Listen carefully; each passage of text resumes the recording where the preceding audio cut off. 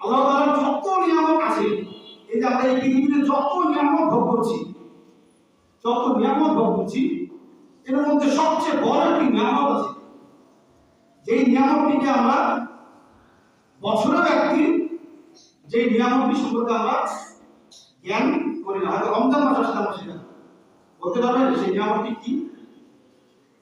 কে বলতে পারবেন? সবাই জানেন সেই নিয়ামত হলো পবিত্র কোরআন মাজিদ। এই পবিত্র কোরআন আল্লাহর এত বড় একটি নিয়ামত, এবং এটি সবচেয়ে বড় নিয়ামত। সবচেয়ে বড় নিয়ামত হলো এই পবিত্র কোরআন মাজিদ। অথচ দেখেন এই কোরআন মাজিদে যা কিছু বললাম, আরো অনেক কথা আছে, অনেক নিয়ামতের কথা আছে, এই যা কিছু বললাম সব এই পবিত্র কোরআনুল কারীমে আছে। এবং যদি আমার জীবনটাকে আমি কোরআনুল মাজিদের আলোকে আমি যদি আমার জীবনকে সাজিয়ে তুলি, তবে আমার জীবন সব দিক দিয়ে ধন্য হয়ে যাবে, সব দিক দিয়ে পরিপূর্ণ হয়ে যাবে। আমার এই জীবন ধন্য হয়ে যাবে শুধু এই দুনিয়াতে নয়, কাল কিয়ামতের দিন, বিচার দিবসের দিন আল্লাহ তাআলার সামনে দাঁড়াতে পারবো উত্তম মানুষ হিসেবে এবং আমলকারী হিসেবে। যদিও শুধু আমলদার কেউ জান্নাতে যাবে না, আল্লাহ তাআলার রহমত দ্বারাই জান্নাতে যেতে হবে। আল্লাহ তাআলার রহমত দ্বারাই জান্নাতে যেতে হবে।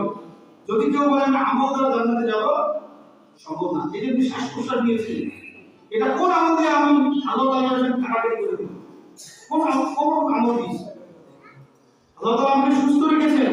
আমার কোন আমল দিয়ে আল্লাহ তাআলা যদি আমাকে প্রশ্ন, আমি যদি বলি আল্লাহ আমি অনেক আমল নিয়ে এসেছি আমাকে জান্নাত দাও, আল্লাহ যদি বলেন তোমাকে আমি সুস্থ রেখেছিলাম বলে তুমি সে আমলগুলো করতে পেরেছো, তাহলে আমি কি ধরা দিয়ে বসে থাকবো না? তার মানে আমাকে আমল দ্বারা জান্নাত আমি যেতে পারবো, এটা আমি কোশ্চিন দ্বারা আশা করা যাবে না। আল্লাহ তাআলার রহমত দ্বারাই আমাকে জান্নাত যেতে হবে। তো এই যে জান্নাত জাহান্নাম বলে দুনিয়া, আপনি দুনিয়ার যদি আপনি কাজে সফলতা অর্জন করতে চান, আপনাকে কোরআন লাগবে।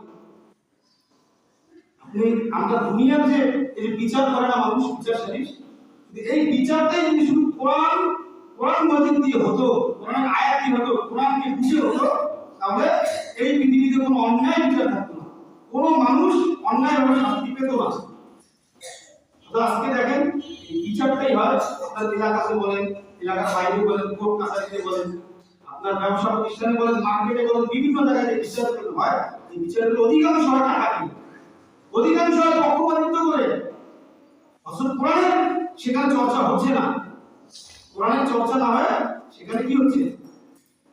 আমাদের মন বা চিন্তা চেতনা দিয়ে আমরা সেখানে আমাদের কার্যক্রম পরিচালনা করছি।